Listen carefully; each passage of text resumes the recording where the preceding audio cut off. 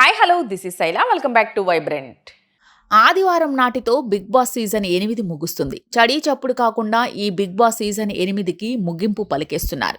కీలకమైన చివరి వారంలో అయితే బిగ్ బాస్ షో ఏమాత్రం ఇంట్రెస్ట్ లేకుండా కేవలం స్టార్ మా సీరియల్స్ ప్రమోషన్తో సరిపెట్టేశారు.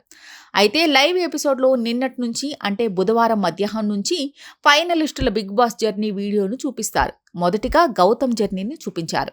గౌతమ్కి అయితే ఓ రేంజ్ ఎలివేషన్ ఇచ్చారు. ఇక ఆ తరువాత అవినాష్ జర్నీ వీడియో కూడా పేలిపోయింది.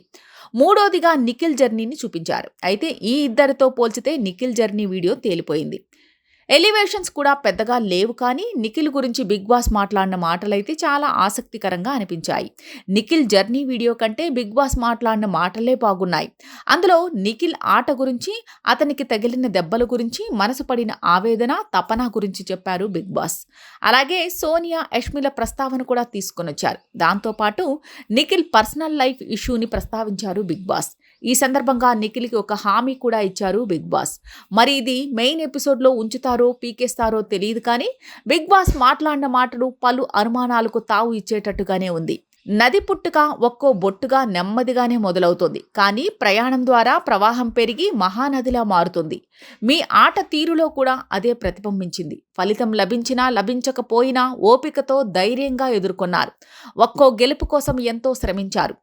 నిందలు ఎన్ని పడ్డా కూడా ఏకాగ్రతని కోల్పోలేదు. అసలైన ఆటగాడికి ఉండాల్సిన ముఖ్య లక్షణం అదే. మిగతా బంధాలు మీతో చివరి వరకు కలిసి నడవకపోయినా పృథ్వీ ఈ ఇంట్లో మీకు దొరికిన అసలైన సోదరుడు. మీరిద్దరూ ఒకరితో ఒకరు, ఒకరి కోసం ఒకరు నిలబడ్డారు. ప్రత్యర్థులతో తలపడ్డారు.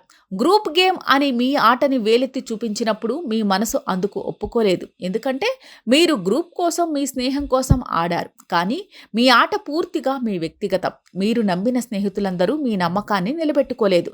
అప్పుడు మీ మనసుకి అయిన గాయాలు మీలోనే దాచుకున్నారు. మిమ్మల్ని చాలామంది సేఫ్ గేమర్ అని నిందించారు. కానీ మీరు స్నేహాన్ని పట్టుకున్నంత బలంగా శత్రుత్వాన్ని పట్టుకోలేరన్న విషయాన్ని వారు గ్రహించలేకపోయారు.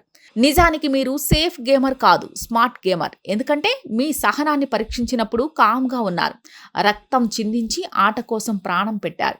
మీపై దుమ్మెత్తి పోస్తున్నా కూడా ఓపికగానే ఉన్నారు. ఓజీ క్లాన్ని ఒక లీడర్లా ముందుండి నడిపారు.